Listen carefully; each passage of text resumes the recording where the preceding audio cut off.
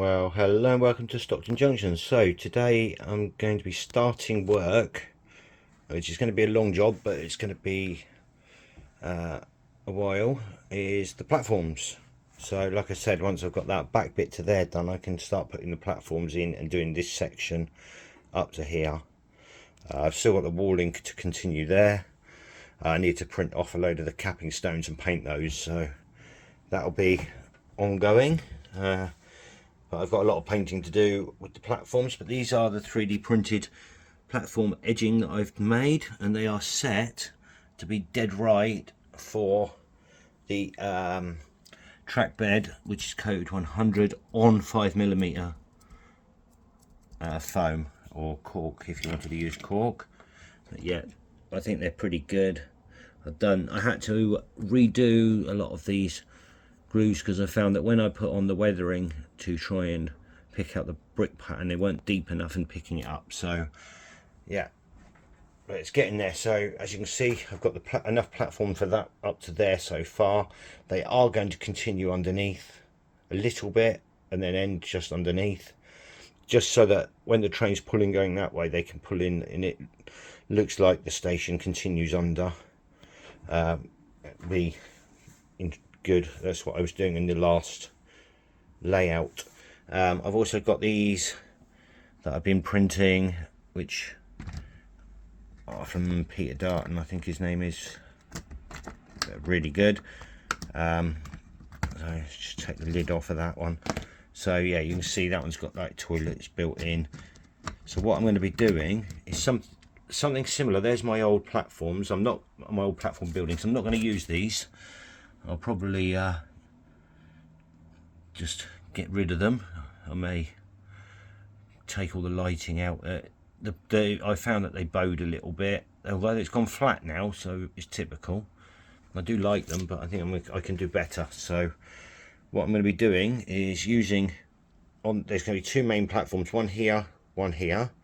There's also going to be another platform right at the back. As you can see, that's only a rough guide. It's going to go further back. I need to have two tracks in there.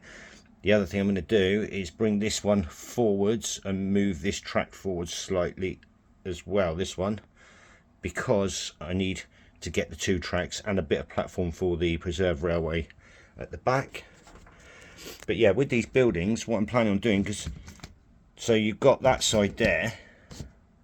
So you've got windows, door, bricked up door, two little windows, etc. And then if you turn it round, the other side looks different. So you've got a big door, little door, and lots of windows. So what I'm planning on doing is having two of these buildings on each platform. So one will be like here, that way, and then the other one will be here, that way. And what that will do is I will be obviously having steps coming down like on the old layout to the platforms, and maybe lift shafts as well at the back there, to hide the supports, because that's what I did last time. I used brick paper around it and put a lift in there. And then I'm going to have platform canopy from sort of here all the way up to about here, and then just empty platform with lighting as well, that end. Maybe a bit shorter actually. I might have a bit longer platform ending. So yeah, two of these buildings, and then there'll be one long canopy, very much similar to what's there, but I'm going to 3D print one. So I'm going to try and design something 3D printed and see how it goes. I don't know how well it's going to go. Obviously you can only print in small sections as well, so I will see what I can do, if I can do something that will fit together. But yeah, that will be obviously later, much later on. But the first job is to get the all these platform edges painted up, which is going to take quite some time. It's the weathering and the white lines that will take longer, because I'm going to spray paint them with concrete paint and then weather them all. Then I'll paint the grey and the white. But what I need to do, like I said, is work out where this building is going to go. I don't want it too far away from the edge, because I mean that sort of there would do fine, which means I could bring this track back just ever so slightly, like so, and that will give me that extra room. I can move that track over, Also, I need to see how far away this needs to be from here, because I might have to cut some of this foam to bring these more forwards yet. So because it's angled foam, it sort of sits back. My track work isn't dead on perfect. There's a little bit of a kink there. I can see if I can lift that and straighten that out, but it's not too bad. So yeah, lots to get on with. But the reason I want to try and make it also straighter, because I put these tracks in and I sort of lined it up, but I didn't really measure properly. And what I want to do is I want to use, these are designed so you have pieces of card going across at this height, and then when you put the top on, it's supported. And the same with the end pieces. So you've got the end pieces here like this. So if you look there, you've got 22, so that's a 22mm riser, and whatever that is, I can't read it, 16 I think, 12, 10 and 4. So basically you make 4mm strips of cards and so on, and then that will give you, so when you put your plastic sheeting down, it will glue dead flat to it. So what I'll be using is like 1mm or 2mm plastic card to make strips, but I want them to be nice and straight to cut. So I need to make sure the measurements from here to here are the measurement of what the actual, you know, the plastic card cut line is going to be. So for example, if this is 120mm, I need to make sure it's 120mm all the way along. But what I'll probably do is I will probably paint these up, put in cross members, and actually build the platform in one piece before I put it onto the layout, rather than glue these down and do them. I'll probably glue them together. Probably be a lot easier actually to do that in sections like that, because I could even do small sections and then join them anyway. So I think that'll work quite well. But yeah, that's the progress so far with the platforms. Obviously, like I said, I'm going to do the heritage line along the back. Now the only downside is where I've done this brick walling with these posts going down, and the platform would be right at the back. I'm going to have to do cutouts on the platform surface for all of that, and any buildings that I'm going to have are going to be flush against that wall, so they again going to have cutouts or something, which is going to be a bit awkward, but I'm sure it'll be fine. We'll get round that one. Anyway, I'll leave it there for now. I'm going to go and crack on with this. I've still got to print off a lot more of these, because I can only print 6 of these at a time, so it takes several hours to print 6. And yeah, I'll show you more as it's progressing in a minute. Well, update. So I've got a couple of plans anyway. So talking about moving the platforms, I'm going to be taking these tracks out anyway, because I did say I'm going to be placing them with the legacy track. So I'm going to take them out, and what I'm planning on doing is moving the tracks over slightly. So if you imagine this is the track, so this one will come right over to the edge of here, and then what I'll do is I'll lift this piece of foam up, put another lot of foam down, or I'll just put a piece in the middle and trim it and move this track over to here. That'll give me that much extra space, which means I can move, the platform will move over here, which will give me more room at the back there for the other 2 tracks and platform, because I need a passing loop. So basically the steam trains will come from the other station, which will be up on the top. They'll come down this slope, they'll come in to the platform here, which will be at the back, then they'll decouple, the train will go up there to a little siding underneath, come back round, shuttle round, come back to a point here, and then back to the front of the train to take the train back up, and same process the other end. I'm hoping that I can use the KDs so I can do automatic uncoupling on it, but we will see. I'm hoping the KDs will be all right on the slope, as it's not too bad. It's quite a gradual incline. But yeah, so I've been getting on. This is about a third of what I need, but they're all painted up. I've done some of the end bits as well. So as you can see, they're all weathered. What I will do is I will show you the whole process, what stuff I use and how I get to this stage. But if we have a look, so I'm happy with that. I think that looks fantastic. They're all very, very, very slightly different, so it will give a good effect. I've done the top edging in the grey and with the white tactile edging. And what I need to start doing is putting this together, putting some straights together. The other thing I want to eliminate is a little bit of curve where up as much. I want to make sure this is dead straight, so I'm going to build the platforms and then put the track in to the platform rather than doing the platforms to the track, because what I want to do is make sure that it's easier to do the cross members. So when these are in, I've 3D printed these. I need to sand the bottom edges off, and basically these are just spacers that will just go in like so and give me an exact measurement of how wide these are going to be. So they don't need to attach to these, but they can.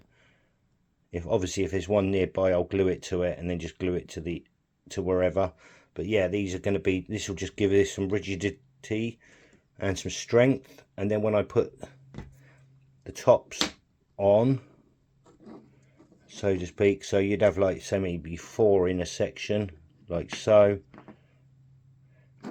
These cross bits are just for stability actually, so I would literally stagger them like that. I'm not going to need to put wiring through because I'm going to drill straight down for any lighting etc and come out through the bottom of the board, because these platforms will be stuck in place. Although I definitely will stick them in place, so that'll be a lot easier. But yeah, so this then gives me an exact measurement for cutting out my platform tops, which will then just be painted and stuck straight down. Again, very easy. So I will get on with that. I will do, as I said, I'll show you how I paint these. It's a really quick process as well. And I may add these to the shop at some point, but the problem is it costs quite a bit to print these off. And obviously these are only set up if you're using a 5mm track bed to go flat on a surface to be the exact right height for the doors. I mean, if you're using 3mm, yeah, it'll be a bit low for the doors, but you could still get away with it, I suppose. Or you could put some card underneath and bolster it up a couple of mil like that if you wanted. But yeah, I might add these to the shop at a later date if there's any interest in them. But yeah, I'm going to get on with this so you guys can see how I paint them. So that will probably be coming up next, and I'm going to start building some of the platforms, some of the straight edges to get going on the first two. There will be bends at the end, so that's going to be a lot more complicated, but I've still got to take off all of that topping there. That's all loose, it's not stuck down yet. That's why I haven't done any of the scenery here, because I'm waiting to finish this area, and I need to do cutouts as well that I can lift out if there's a derailment underneath. So that's all for future, but I can get the platforms in all the way, and then I can get some ballasting done along the front as well, so that'll be good. You know, actually start getting some proper scenery in this area, which will really start to pick things up. So anyway, I'm going to crack on with the painting and the making, and obviously I'll show you that next. So we move on to painting these now. As you can see, I've got them all laid out ready. The paint I'm going to be using is this Maston Concrete Effect, and it's pretty good. It's a little bit textured, and it's quite light, so, but that doesn't matter, so it's going to be perfect. As you can see, doesn't need a lot. It doesn't matter if it don't even fully cover. If you leave, there's a few blotchy patches,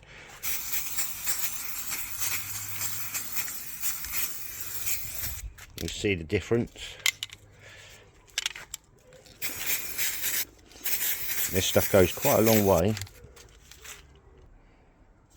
Sorry, I just had to go and shut the door. I just realised the spray was going in the house. We don't want that, so but yeah. Although this is a lighter colour, when we put the wash on, it tones it right down, so it's perfect base.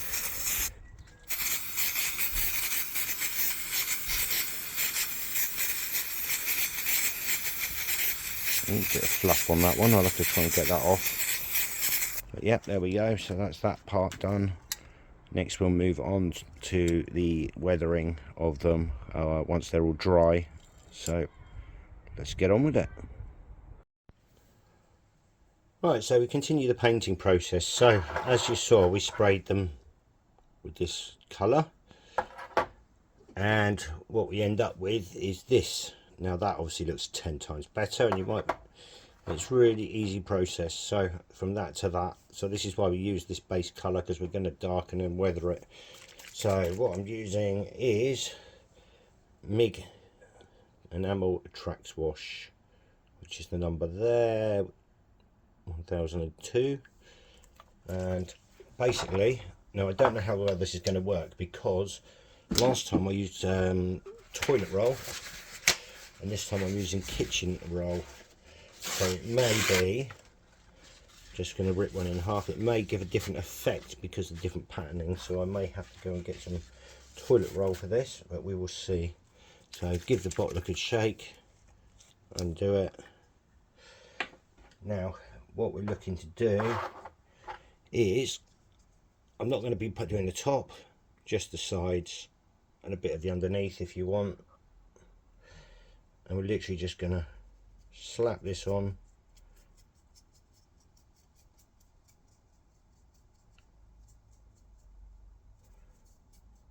You can have it as thin or as dark as you want.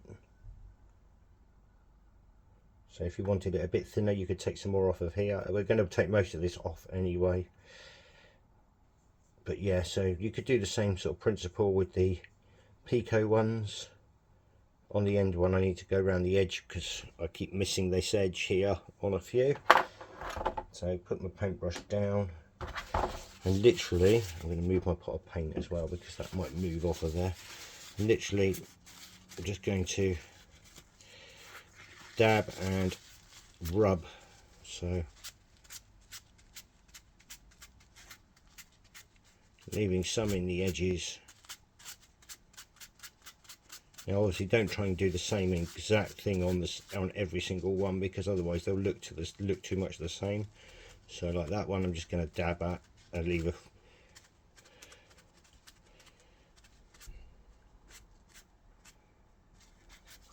and then every now and then you could do one where you take most of it off, like so, and one less, one a bit more. What you want is a different effect going along. So as you can see, that's pretty much how I've done it. You can see there's the stipply effect like that, a bit of stipple and a bit of thing. There's the just streaked clear. There's a more heavily washed with a bit of stipple, and so on. So excuse me, I've got a really bad cold at the moment. So that's the first stage. We'll leave that to dry. Oh god, sorry. Yeah, this is an enamel wash. Although it will dry quite quickly, I would suggest leaving it for a day, which is what I'm going to do, and then we'll come back and do the next stages, which is the tops.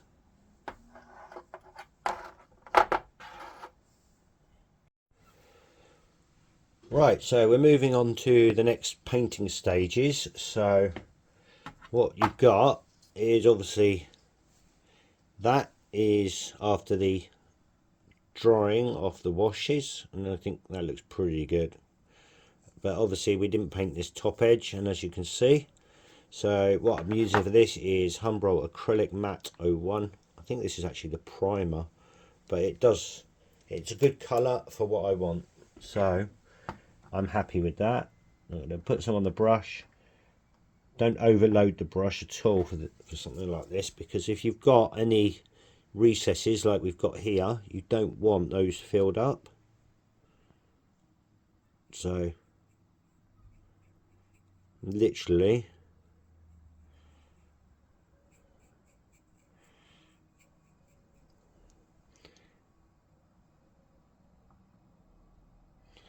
just filling up the top edges and leaving the gaps where possible. As you can see, I'm painting nicely in the cross rather than downwards. I'm not painting that way, I'm painting sideways. That way, if you've got any recesses and you don't want them filled up with paint, it's more like almost like dry brushing, but not unloading the brush beforehand. But also, I think because this is a primer paint, it also leaves a bit of a rough texture, but which is ideal for what I want anyway, because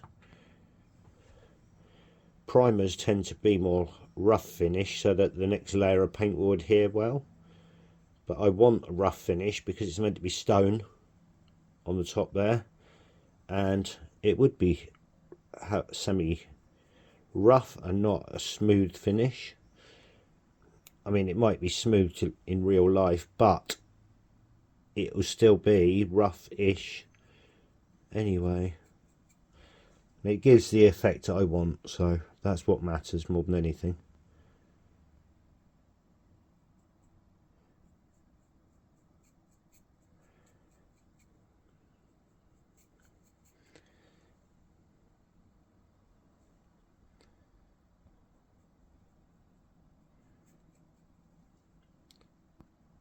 Nearly finished. It doesn't take long to do these, but when you've got to paint as many as I have, it is a bit tedious, that's for sure.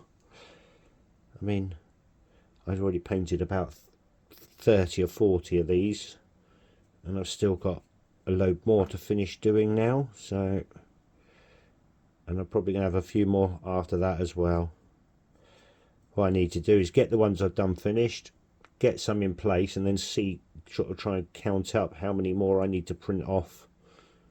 So that's what we're looking at there. You can see the colour's pretty good. Obviously that's not the dry colour, but I'm not going to do this edge here because when we sprayed it with the concrete, it's already got a layer of paint. So for the next stage, I don't need to paint that. So that's that one. And here is one that I've painted earlier. So the colour does change ever so slightly, but not a lot, obviously. So the next stage, I'm not so keen on the weathering on this bit though. So might have to give it a rub at that or go over that one. But that could be a back one anyway. So what I tend to do is I choose the ones I like the best for the front face and put the ones I don't like at the back face where you won't really see them as much. And now, so for the white lining, so because this one's dry, I'm using this, which was off Amazon. I got a pack of 3 of these and a pack of 3 really narrow ones, which are great because the narrow ones I'll use for like graffiti and stuff like that as well. And literally all we're doing is very gently, I'm trying to see that I'm on camera, but I need to watch what I'm doing as well. These pens don't actually, they're okay, but they don't last forever. And I've already done quite a few, so I might have to buy some more. But that's the reason we paint this edge as well, because if it was plastic, I found that if it was plasticky still from the resin, this doesn't go on very well. So that's why I paint that edge grey, even though we're going to paint it white. You could do this with paint. In fact, this marker is dead nearly. It's probably still got some in life in it. I'll just get the other one out and you'll see a difference. There we go, that's much better. But it is nice and easy using these pens like this, and you haven't got, I've not actually gone over the line more than once or twice doing quite a few of these. So I do find though it takes too two coverings. So what we do is you do one, I do one layer on each, leave them to dry, and then come back and do another one. Now I do also do this edge, so just use the side. Like I said, you could do this exact same sort of method on the Pico.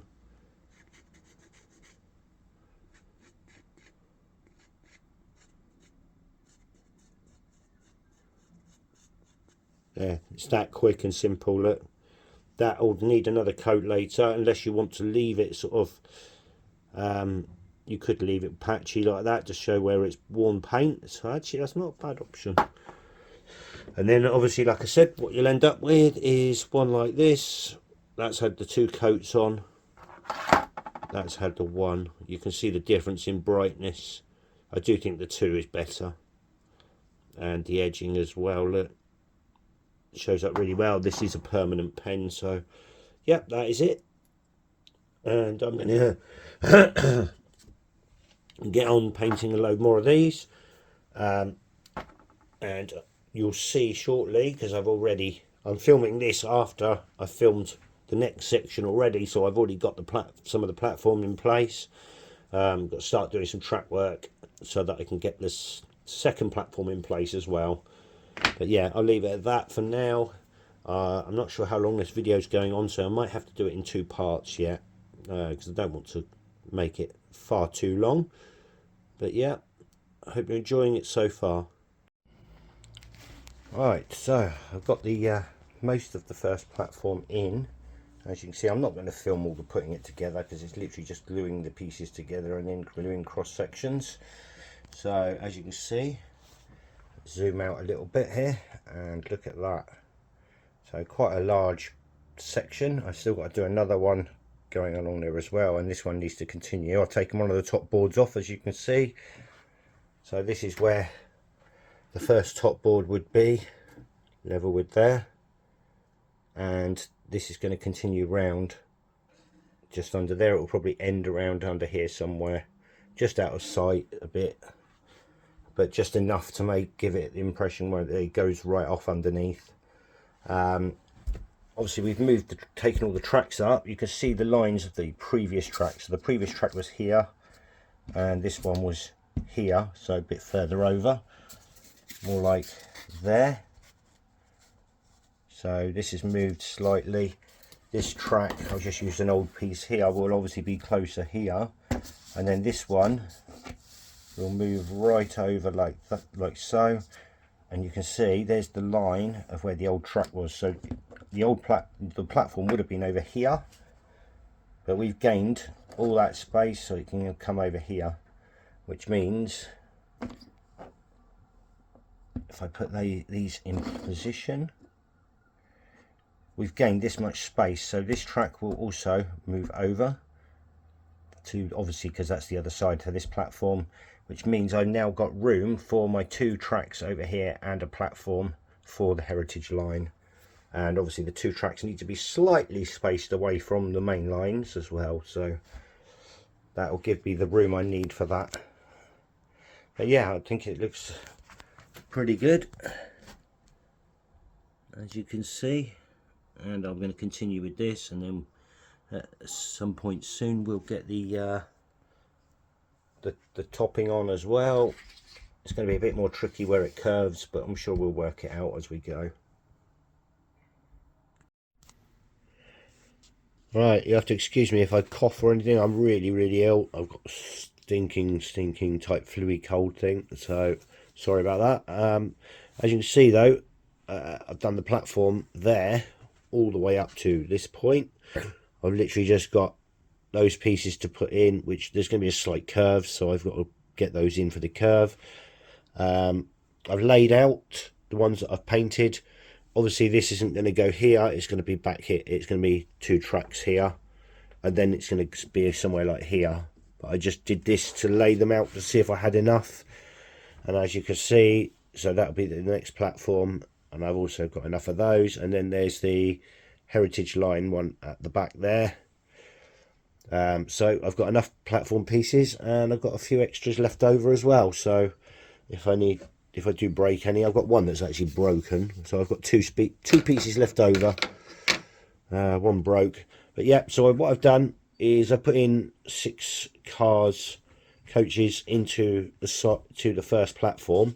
So what we need to do, obviously, when I lay the track, I need to be aware of stopping points.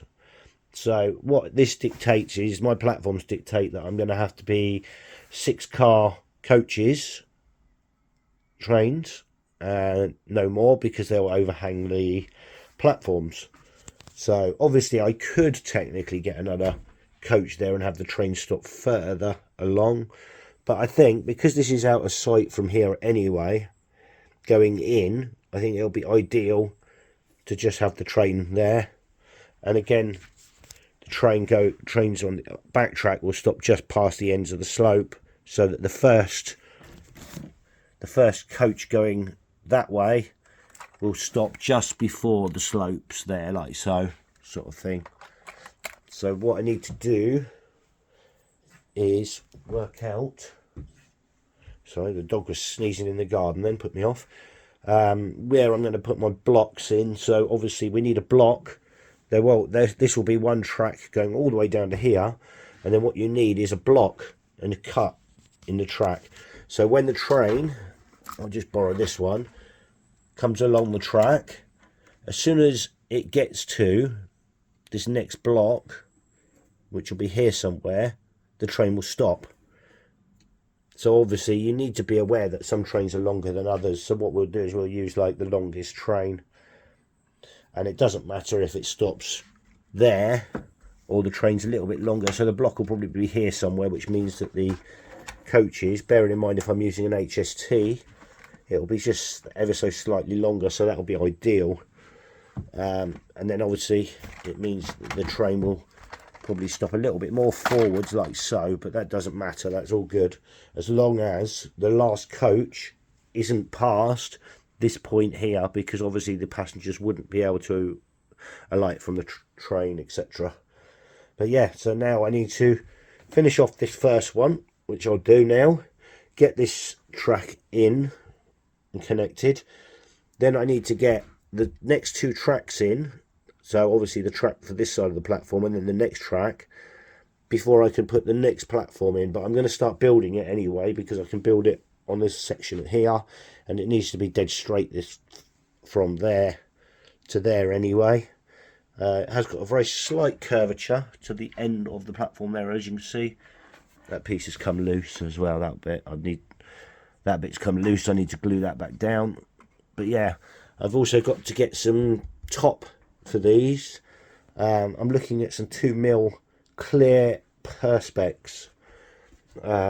Clear because that way I could, if there's a curve, I can cut it, and it comes in quite long sheets as well. So that's the one good thing. I don't want tons and tons of little small A4 sheets, because there'll be joins going all the way along and it will look awful.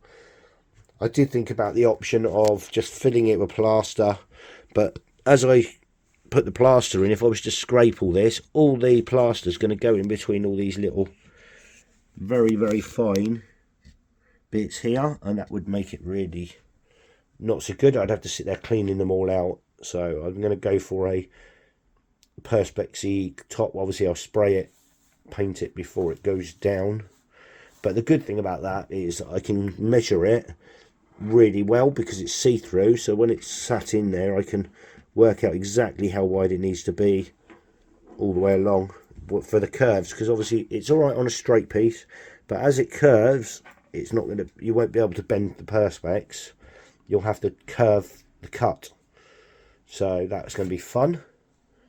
But yeah, I've got to order those, and that's about 45 quid for 3 sheets, and I think I'm going to need about 3 for all 3 platforms, so that might have to wait for a couple of weeks for now, because I'm off on a trip very soon and I can't really afford it.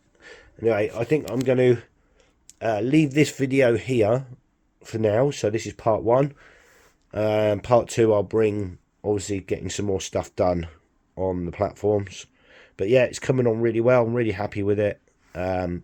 Really happy with the platforms themselves. I think they look fantastic. Hope you agree. Thanks for watching, and I'll see you all soon. Bye for now.